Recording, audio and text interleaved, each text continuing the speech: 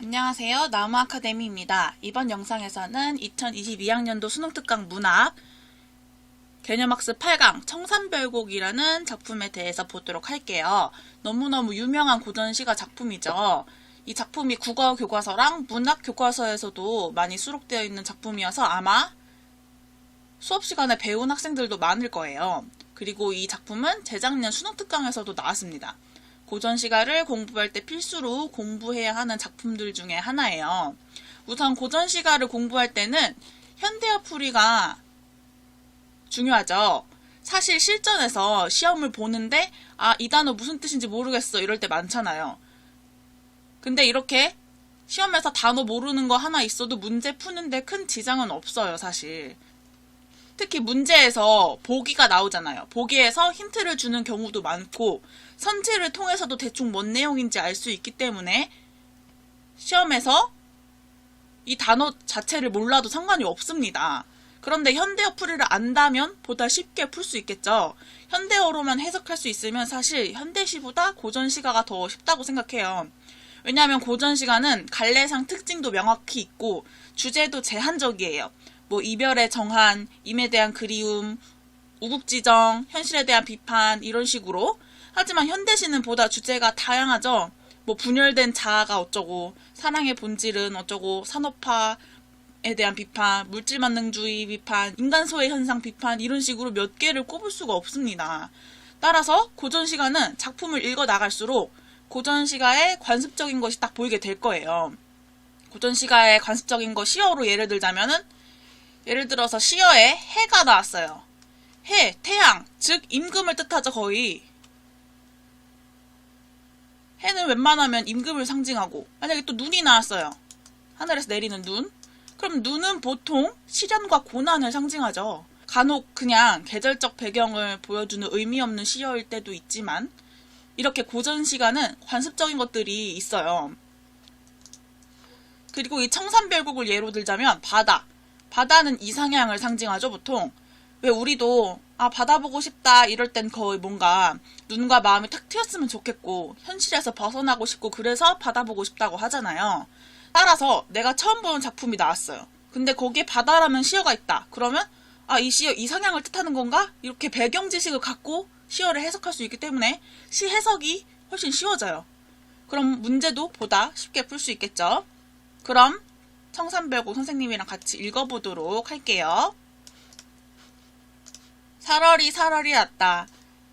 청산에 살얼이 났다. 여기서 살얼이 났다는 살겠노라 라고 해석하면 돼요. 청산에 살겠노라. 청산에 살고 싶다는 거죠. 따라 청산은 긍정적인 의미입니다. 화자가 거기 살고 싶다고 했으니까. 이 첫 줄을 읽었을 때 바로 알 수 있는 것은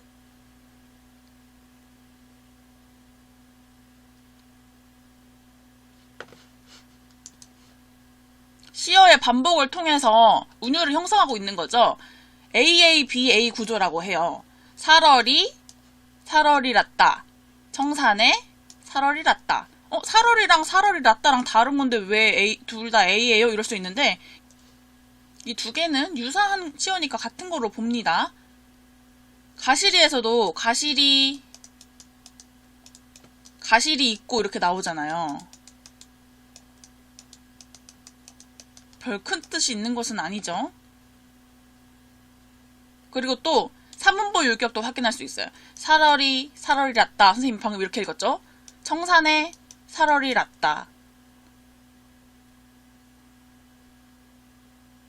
머리랑 다리랑 먹고 청산에 살얼이 났다. 이런 식으로 사문보 율격이 나와요. 고려가요의 가장 큰 특징이라고 할 수 있어요. 그리고 고려가요의 또 다른 가장 큰 특징은 바로 후렴구가 있다는 거예요. 얄리얄리 얄랑성 얄라리 얄라. 이 후렴구는 악기의 의성어로 흥을 돋우고 노래의 리듬에 맞추기 위한 것이에요. 리을과 이응, 이 울림 소리를 반복해서 매끄러운 음악적 효과를 가지고 낙천적이고 명랑한 느낌을 주죠. 운율을 형성할 뿐만 아니라 각 연을 분절하고 각 연마다 반복되고 있잖아요. 그래서 구조적 통일성과 안정감을 주는 역할을 합니다. 아마 학교 시험에서 후렴구를 묻는 문제 반드시 출제될 거예요. 특히 이렇게 출제돼요. 예를 들어서 기억 표시한 다음에 기억의 기능으로 적절하지 않은 것은 뭐 1번 매 연마다 반복되어 시적 화자의 정서를 심화시킨다. 그럼 틀린 거죠. 왜냐면 이 후렴구는 시적 화자와 관련이 없는 그냥 의미 없는 후렴구예요. 그래서 주제를 강화한다. 이런 식으로 나와도 틀린 선지입니다. 멀리랑 달에는 머루랑 달에를 의미해요. 소박한 음식을 말합니다. 울어라 울어라 새여 자고 일어 울어라 새여 우는구나 새여 자고 일어나서 우는구나 널라와 씨름한 나도 자고 일어 우니노라 너보다 씨름이 많은 근심이 많은 나도 자고 일어나서 운다. 여기서 하는 하다가 우리 지금 현대어의 많다에 해당하죠. 현대어의 하다를 뜻하는 단어는 아래아가 있는 하다이죠. 이거는 정말 많이 나오는 거기 때문에 기억하고 있어야 돼요. 그래야지 현대어 풀이가 쉽겠죠. 이연에서 화자는 새에게 동병상련을 느끼고 있어요. 여기서 새가 바로 시적 화자의 감정이 이입된 대상이죠. 시적 화자의 분신이라고 할 수도 있고요. 정말 많이 출제되는 문제가 새에다가 뭐 A 표시한 다음에 다음 밑줄 친 시어 중 A와 기능이 유사한 시어는 이런 식으로 다른 작품들이 출제되는 거예요. 감정이입 꼭 기억해야 되겠죠. 그 다음 3년 가던 새 본다. 물 아래 가던 새 본다. 가던 새를 본대요. 물 아래 가던 새 본다. 여기서 물 아래는 청산과 대비되는 공간으로 속새를 의미합니다. 청산은 자연, 이상향, 화자가 가고 싶은, 화자가 도피하고 싶은 화자의 도피처였죠. 익 묻은 장글란 가지고 물 아래 가던 새 본다. 익 묻은 장글란은 여러 의미로 해석이 돼요. 이끼 묻은 쟁기라고 해석할 수도 있고 이끼 묻은 은장도로 해석할 수도 있고 녹슨 병기, 날이 무딘 병기로 해석할 수도 있습니다. 시어의 의미는 작가에 따라 다르게 해석돼요. 작가를 삶의 터전을 잃은 유랑민으로 보면은 익 묻은 장글란은 이끼 묻은 쟁길랑으로 해석이 되고 실현당한 여인으로 본다면은 은장도로 해석이 되는 거예요. 그리고 자기 뜻을 펼 수 없어 고뇌하는 지식인, 좌절한 지식인으로 보면은 녹슨 병기로 해석할 수가 있습니다. 이때 시어의 의미뿐만 아니라 작가에 따라서 주제의식도 달라져요. 작가를 삶의 터전을 잃은 유랑민으로 보면은 주제는 삶의 터전인 농토를 잃은 유랑민의 비애가 되겠고 실현당한 여인으로 보자면은 실현의 아픔을 잊기 위한 자연으로의 도피가 되겠고 자기 뜻을 펼 수 없어 고뇌하는 지식인으로 보자면 삶의 고뇌로부터 벗어나고 싶은 마음이 주제가 되겠죠. 이 부분 중요합니다. 그 다음 사연 일인공 결인공 하야 나즈란 디네와 슌더 오리도 가리도 없음 밤을 한 또 어띠오리라. 일인공 결인공은 이럭저럭 하여란 뜻이에요. 일이고 결이고의 음악적 효과를 주기 위해 이응을 첨가했습니다. 이럭저럭 해서 낮은 지냈는데 올이도 올 사람이죠. 올 사람도 갈 사람도 없는 밤은 또 어떻게 지내나 이런 말이죠. 여기서 밤은 시적 화자의 외로움이 심화되는 시간이자 시적 화자가 절대적인 고독을 느끼는 시간입니다. 밤의 상징적 의미도 중요하겠죠. 그 다음 5연 어디라 더디던 돌코 누리라 마치던 돌코 미리도 괴리도 없이 맞아셔 우니노라. 오리 가리에서 알 수 있듯이 미리 괴리도 미워하는 이 괴다는 사랑하다죠. 사랑하는 이를 의미해요. 어디에 던지는 돌인가 누구를 맞히려던 돌인가 미워할 사람도 사랑할 사람도 없이 맞아서 울고 있노라. 여기서 돌은 인간에게 주어진 가혹한 운명을 의미합니다. 화자는 이 돌에 맞아서 울고 있어요. 운명에 의해서 울고 있는 거죠. 그 다음 6연 살얼이 살얼이 났다. 발 아래 살얼이 났다. 나마자기 구조개랑 먹고 발 아래 살얼이 났다. 1년과 비슷하죠. 1년은 청산, 머리랑 달에였는데 6연은 바다, 나마자기 구조개잖아요. 따라서 바다, 청산과 똑같은 이상향을 의미하는 거겠고 나마자기 구조개는 머루, 달에랑 똑같이 소박한 음식을 의미하겠죠. 그 다음 7년 볼게요. 가다가 들어라. 애정지 가다가 들어라.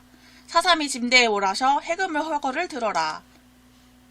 가다가 듣노라. 애정지는 외딴 부엌이에요. 외딴 부엌 지나가다가 듣노라. 사슴이 장대에 올라서 해금을 켜는 것을 듣노라.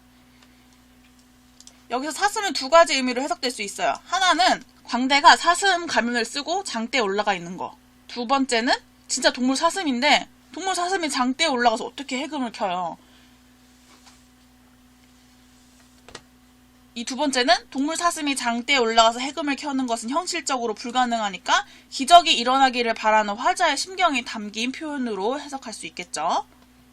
이 구절에 담긴 화자의 심정을 묻는 문제가 출제될 수도 있습니다. 그다음 마지막 가다가 배부른 독이 설진 강수를 비줘라. 조롱고 누룩이 매와 잡사하니 내 어띠알이 있고.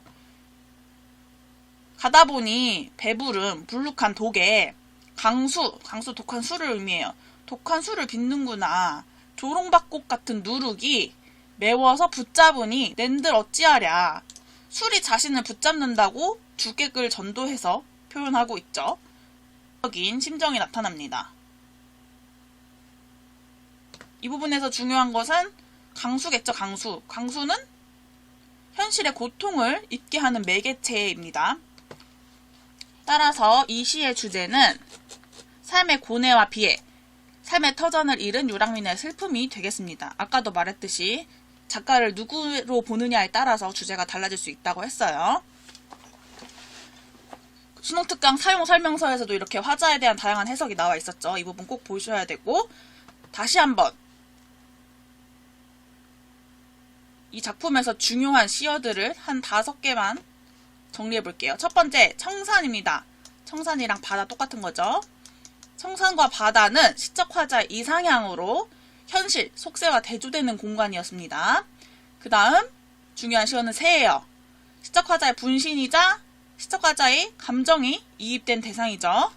그 다음은 청산 바다와 대조되는 공간, 물 아래입니다. 속세와 현실을 의미하고, 그 다음 중요한 시어, 밤이라고 했죠.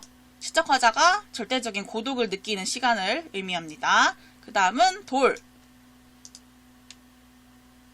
인간에게 주어진 운명, 시적 화자의 의지와는 무관한 인간의 운명을 뜻하는 거죠. 그리고 하나 더 있네요. 강수였죠. 강수, 술. 현실의 고통과 외로움을 잊게 하는 매개체 역할을 합니다. 정말 높은 확률로 선생님이 방금 말한 이 시어들에 이런 식으로 밑줄 쳐가지고 출제가 될 거예요. 기억에서 미음에 대한 설명으로 적절하지 않은 것은. 따라서 꼭 다시 한번 시어들 정리해주세요. 지금까지 청산별곡에 대해서 간단하게 살펴봤어요.